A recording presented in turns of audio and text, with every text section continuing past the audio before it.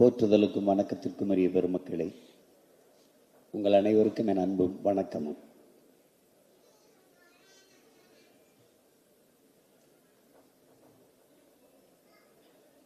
ஏதுமின்றி சாதித்த ஒரு சாதனையாளனுடைய தன் வரலாற்று நூல்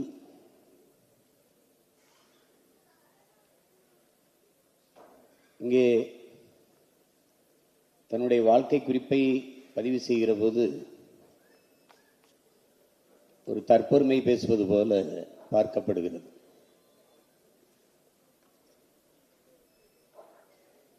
நாம் வரலாற்றில் நிராகரிக்கப்பட்ட, புறக்கணிக்கப்பட்ட இனத்தின் மக்கள். நமக்கென்று வரலாறு கிடையாது, இலக்கிய சான்றுகள் தான். பாண்டிய நெடுஞ்செழியன் மதுரை ஆண்டான் என்று சிலப்பதிகாரம் சொல்லித்தான் நமக்கு திரும்பி ஒழிய வரலாற்று சான்று எதுவும் கிடையாது. இங்கே பழம்பெருமை பேசுவது என்பது அது படிப்பினை. பழம்பெருமை பேசுவது பீற்றிக்கொள்ள அல்ல, நம்மை நாமே ஒரு முறை தேற்றிக்கொள்ள. வரலாறு தான் வழிநடுகிலும் ஒவ்வொரு தேசியனத்தையும் வழிநடத்துகிறது. அதனால்தான் வரலாற்றை மறந்துவிட்ட இனம் சுடுகாட்டில் இறந்து கிடக்கிற பிணம் என்று கோசிமின் சொல்கிறார். வரலாற்றை படிக்காத எந்த இனமும் வரலாற்றை படைக்க முடியாது என்கிறார் அம்பேத்கர். இது ஒரு தனி மனிதனின் வரலாறு என்று தள்ளி வைத்துவிட முடியாது. தமிழ் தேசிய இனத்தின் ஒரு பேரினத்தினுடைய வரலாறு, அதனுடைய அடையாளம் என்றுதான் இதை பார்க்க வேண்டும். இங்கே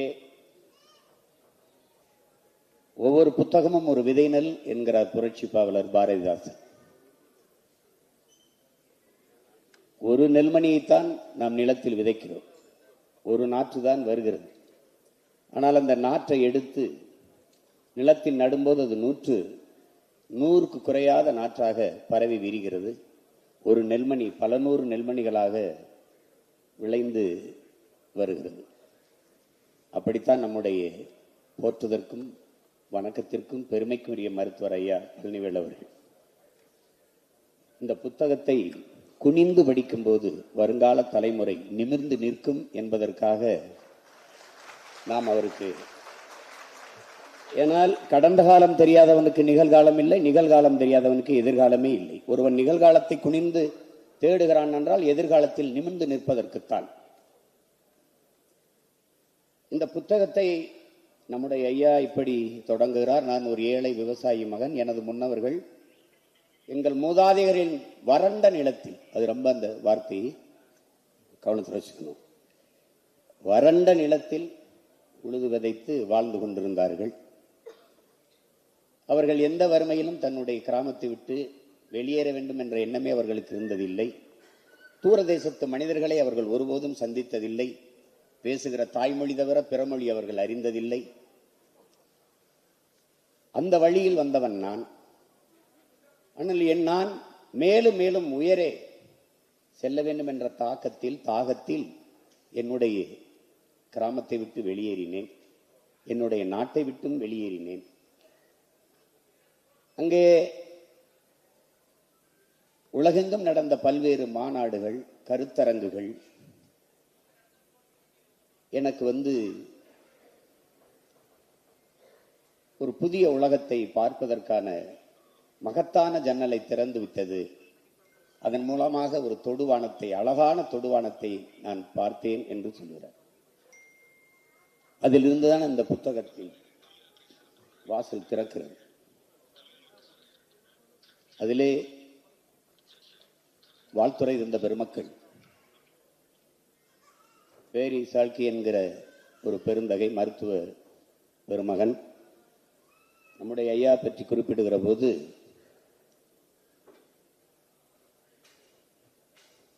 இந்த நுண்துளை அறுவை சிகிச்சை நான்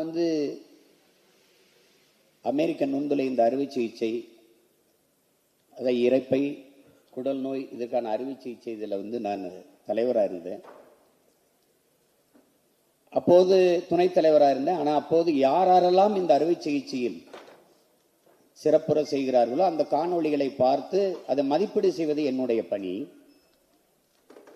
அப்படி பார்க்கிற போது ஒரு காணொளி மிக எளிதாக இந்த நுண்துளை அறுவை சிகிச்சையை கையாண்டு செய்திருந்ததை நான் பார்த்தேன். ஆனால் அது கோயம்புத்தூர்லேருந்து வந்திருந்தது. நான் அப்படி ஒரு பேரை அதுவரை கண்டதே இல்லை, கேட்டதும் இல்லை. அது இந்தியாவில் எந்த பகுதியில் இருக்கிறது என்பது எனக்கு தெரியாது. ஆனால் அந்த மருத்துவரின் பெயர் பழனிவேலு என்று இருந்தது. அதற்கு பிறகுதான் நான் இந்தியாவிற்கு பலமுறை வந்தேன், கோயம்புத்தூர் வந்தேன். அவர் நேரடியாகவே அந்த அறுவை சிகிச்சை செய்கிற அதை பார்க்கிற ஒரு பெரும் வாய்ப்பை பெற்றேன். தேர்ந்த தன் கைகளால் அவர் அந்த அறுவை சிகிச்சை செய்வதை பார்ப்பது ஒரு பேரற்புதம் என்று பதிவு செய்திருக்கிறார்.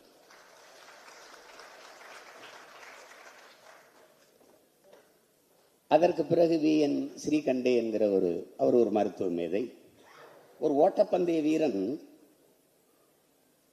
அவன் முதல்ல நல்ல நடைப்பயிற்சி செய்யணும், உடலை தகுதிப்படுத்திக்கணும். பிறகு 100 மீட்டர் ஓடும்போது ஒரு புலிப்பாய்ச்சல் போல ஓடணும்.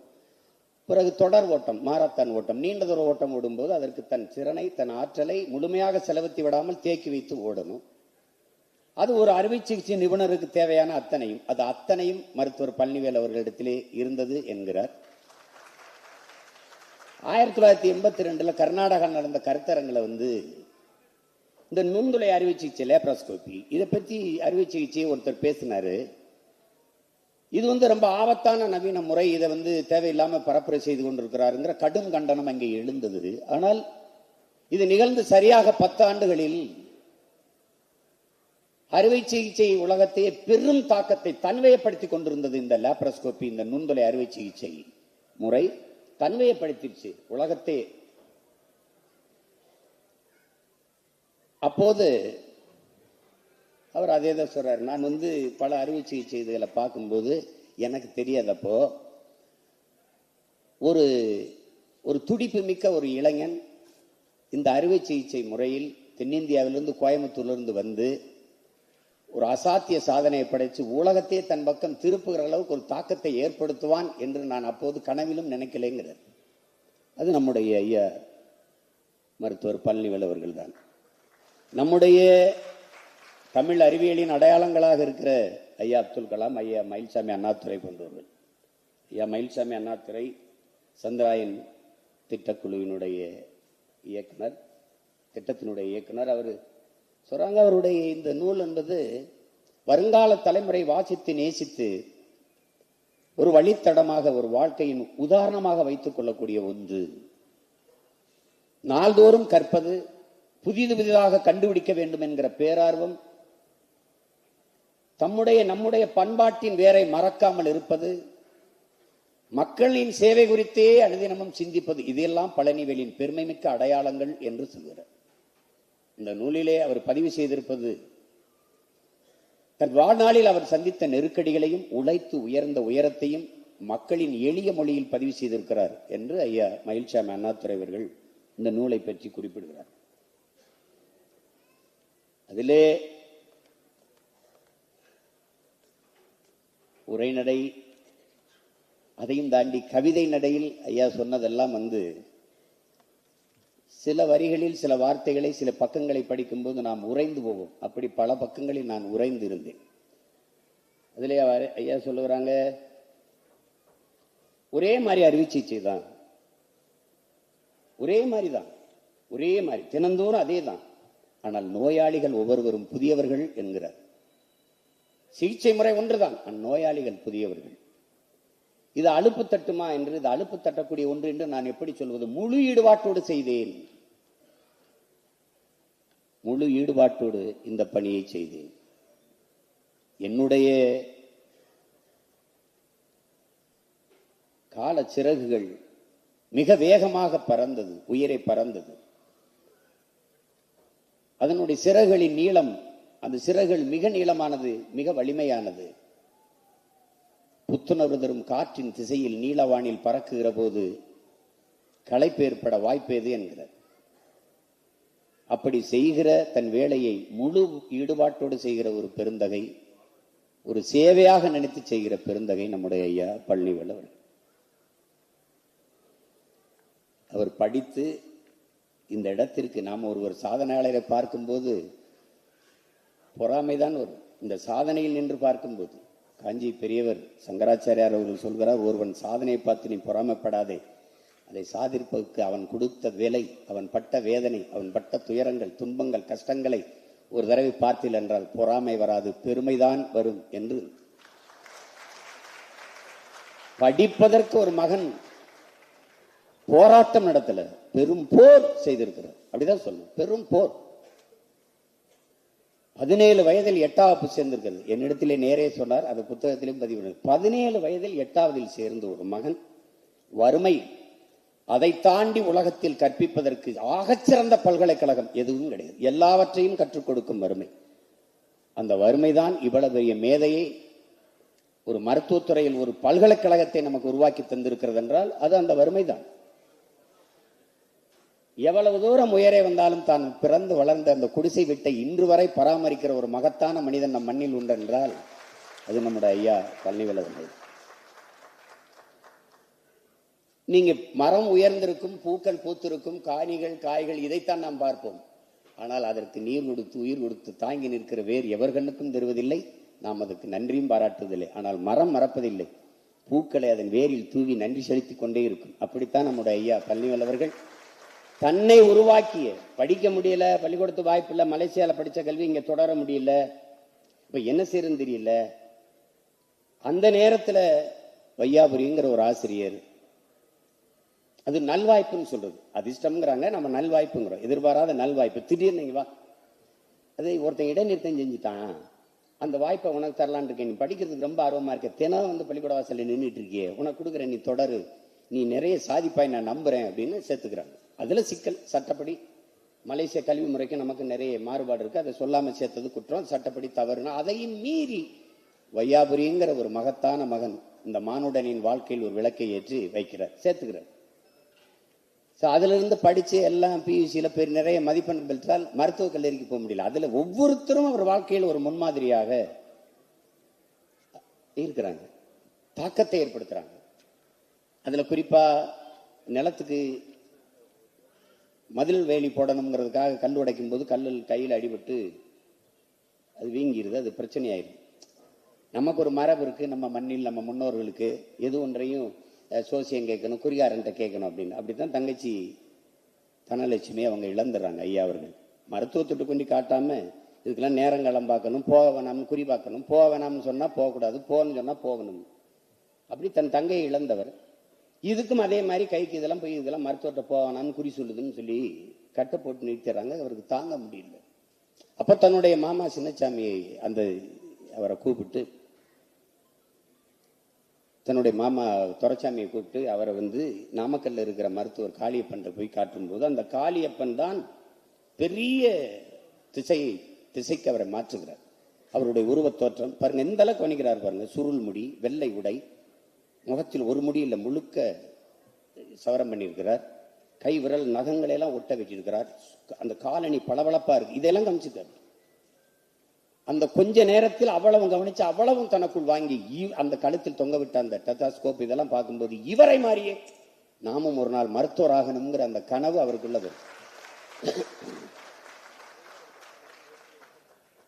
அது ஒரு பெரிய தாக்கத்தை அவர்களை ஏற்படுத்துது. அதை பண்ண மருத்துவ கனவு அதுக்கு தெரியும். உங்களுக்கு அவர் பெரும்பாடுபட்டிருக்காரு அதில் படிக்கிறதுக்கு. அதில் என்ன கடைசியா சிபாரிசுக்கு நிற்குது. மருத்துவக் கல்லூரியில் மதிப்பெண்ணை வச்சு தனக்கு கிடைச்சிருக்கும் நினைச்சா சிபாரிசு அதுல தான் சேர்ந்து கொண்டிருக்கிறார்கள். தனக்கு சிபாரிசு பண்ண யாரும் இல்லை, ஏன்னா ஏழை, தனக்கு எந்த பின்பலம் இல்லை, அரசியல் பின்பலம் இல்லை, பொருளாதார வலிமையும் இல்லை, ஒன்றும் இல்லை. அப்ப என்ன செய்யலாம்னா தன்னுடைய மாமா துரைசாமி மறுபடி போய் தேர்றாரு. அவரை போய் பார்க்கும்போது அவர் ஐயா சிலம்பொலி செல்லப்பன் அவர்களை சொல்றார், தமிழ் பேரறிஞர், அவர் உங்களுக்கு தெரியும். அது அவரு சொல்றாரு, நீ போய் மாரப்ப கவுண்டர் போய் பாரு, அவர் விடுதலை போராட்ட அவரை போய் பார்த்தா அவர் சொல்றாரு, நான் வயசாகி போச்சு, என்னை யார் மதிப்பா, நான் யாரை போய் பார்க்கறதுன்னு அவர் சொல்றாரு. இருந்தாலும் அவர் சரி வா பாப்பம் என்று கூட்டிகிட்டு போய் சந்திக்கிறாங்க. அவரு சந்திக்கும் போது அவர் விடுதலை போராட்டங்கிறதுனால அன்றைய சுகாதாரத்துறை அமைச்சராக இருக்கிற நம்ம ஐயா பேராசிரியர் அன்பழகன் அவர்களை போய் சந்திக்கிறாங்க. அவரு நீ இந்த என்சிசி NSS இதுல எல்லாம் சான்றிதழ் வச்சிருக்கியான்னு கேட்கிறார். அப்ப அந்த ஐயா மாரப்ப இவர் தான் சொல்றாரு, இல்ல அவன் வந்து இல்ல வேளங்காட்டு ராமசாமி அவர் தான் கூட்டிட்டு போறாரு, அவர் தான் தியாகி. அவர் கூட்டிட்டு போய் என்ன சொல்றாரு, இல்ல அவன் சிற்றூர்ல இருந்து படிச்சவன், அதனால படிப்பை தவிர வேற எதுலையும் கவனம் செலுத்த முடியல, அதனால இந்த மாதிரி கூடுதல் தகுதி சான்றிதழ் அவன்கிட்ட இல்லைன்றார். சரி நான் பாக்குறேன்ட்டு எப்படியோ ஒரு வழியாக அவருக்கு வந்து சென்னை ஸ்டான்லி மருத்துவக் கல்லூரியில் படிக்க வாய்ப்பு கிடைச்சிருது. ஆனால் அப்பவும் அதுல எந்த மகிழ்ச்சியும் அவருக்கு இல்லை. ஏன்னா நான் படிச்சு பெற்ற மதிப்பெண்ணுக்கு கிடைக்காத இந்த வாய்ப்பு ஒரு மனிதன் முன்மொழிந்ததற்காக சிபாரிசுக்காக கிடைக்குதாங்கிற சினமும் ஆத்திரம் தான் இருக்குது ஒழிய மகிழ்ச்சி இல்லை.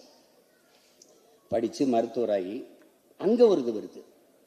இப்ப இருக்கிற இந்த இரைப்பை குடல் நோய் இதற்கான அறுவை சிகிச்சை இன்னைக்கு லேப்ரோஸ்கோபி, இந்த நுண்துளை அறுவை சிகிச்சையில் உலக புகழ்பெற்ற மருத்துவராக நம்ம ஐயா இருக்கிறாருன்னா அதுக்கு ஒரு இடம் இருக்கு.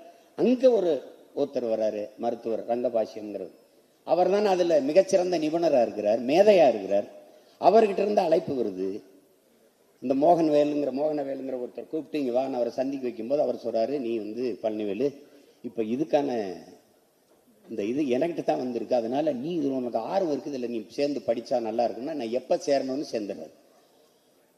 ஆனால் படித்த படிப்புக்கு வேலை செய்து கொண்டிருக்கிற போது இப்ப திடீர்னு மேற்படிப்புனா அதுக்கு உரிய ஊதியம் கிடைக்காது. 325 ரூபா தான், அதை வச்சு குடும்பத்தை நடத்தணும். திருமணம் ஆயிடுச்சு. மாமனார் தனியா ஒரு சிறு மருத்துவமனை கட்டித்தரேன், கிளினிக், அதுல இருந்து நீ பார்க்கணும் போது அது ஆர்வம் தான்.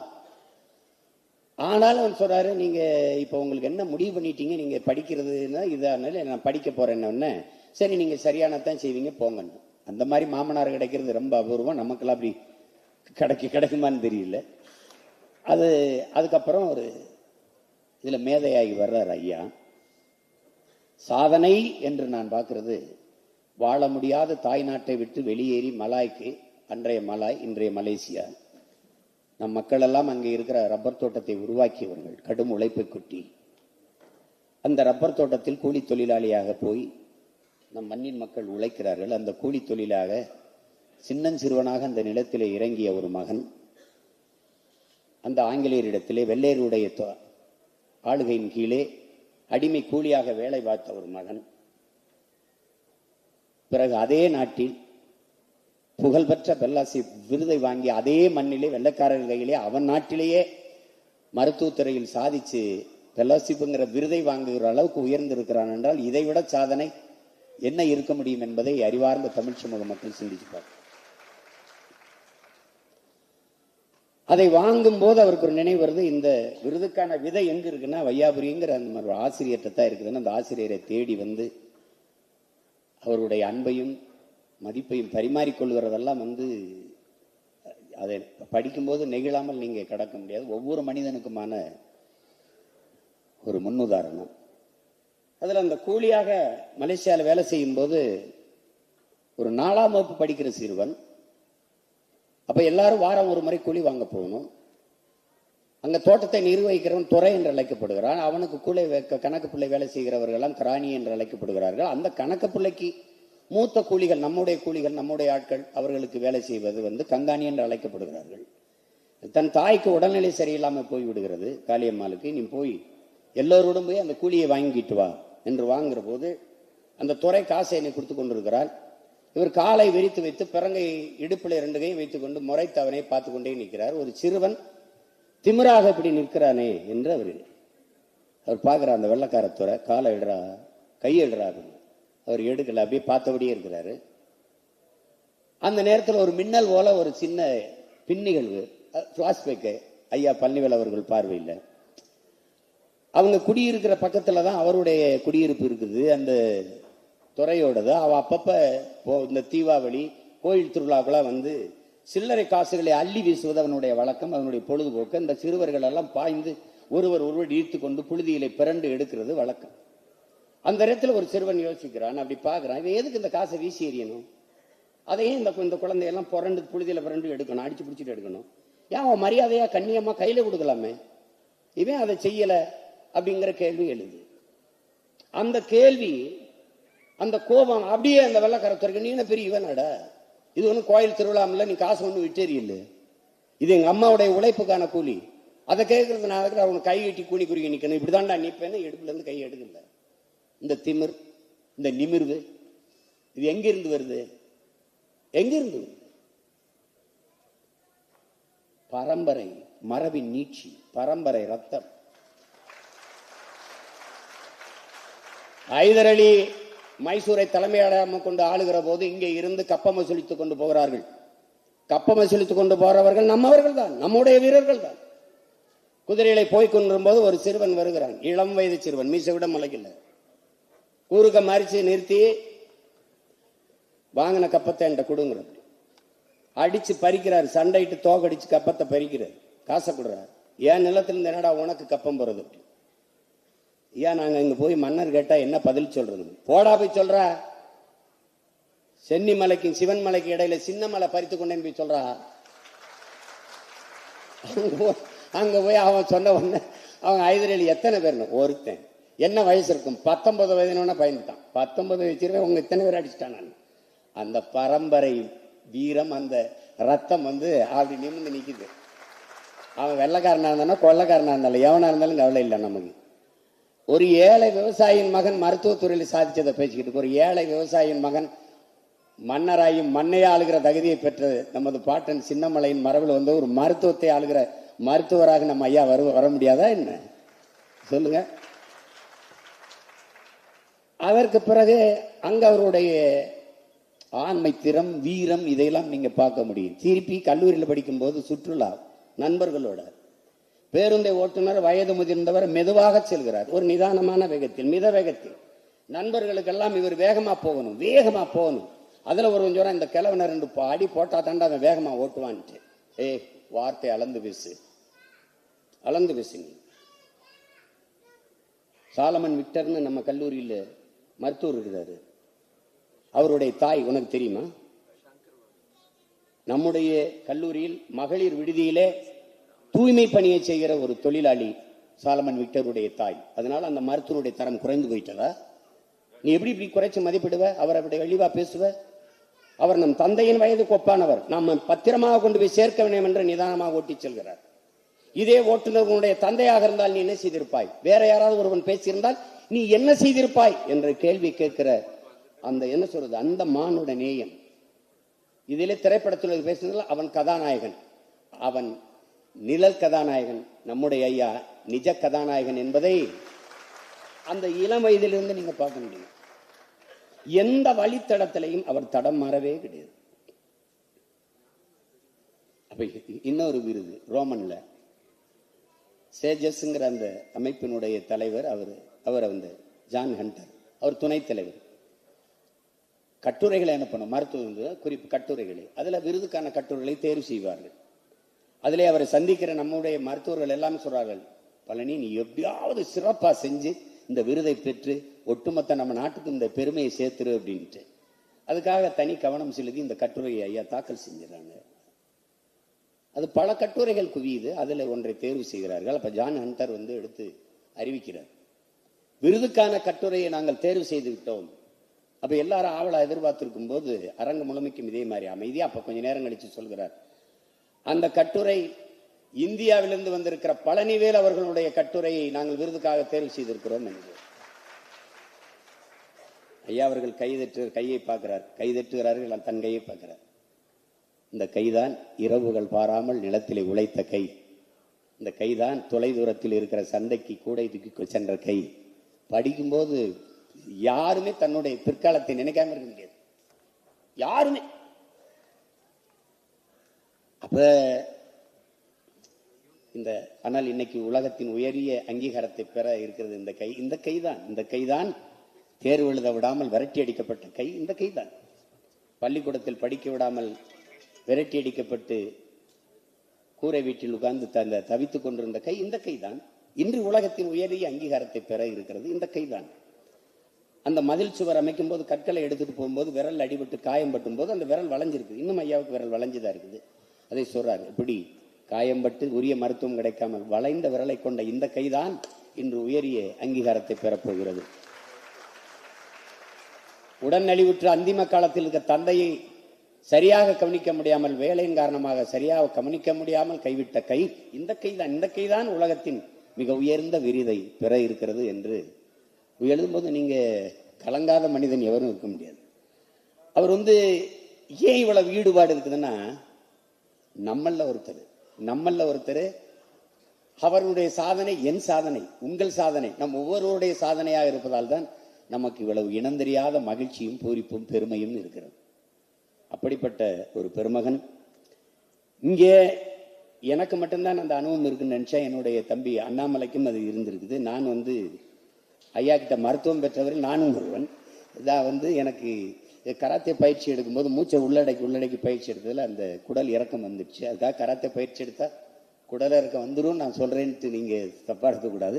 எனக்கு அந்த சதை பகுதி மெல்லிதாக இருந்ததுனால கிழிஞ்சிட்டு, அப்போ கூட்டங்களில் பேசும்போது இறங்கிக்கும் ரொம்ப கஷ்டப்படுவேன். அப்படி ஏற்றி நிடும்போது ரொம்ப கஷ்டப்படுவேன். அப்போ எல்லாரும் சொல்லி தம்பிக்கு சொன்ன மாதிரி தான், அண்ணாமலைக்கு சொன்ன மாதிரி தான் எனக்கு கோயம்புத்தூரில் ஜெம் மருத்துவமனைக்கு போங்கன்னா ஐயா எனக்கு மருத்துவம் செஞ்சாங்க. அந்த நுண்தலை மூலமாக தான் எனக்கு. அப்போ நான் மருத்துவம் முடிச்சுட்டு அப்போ போகும்போது நான் ஓய்வு போகிறேன், திருப்பி வீட்டுக்கு போகிறேன்.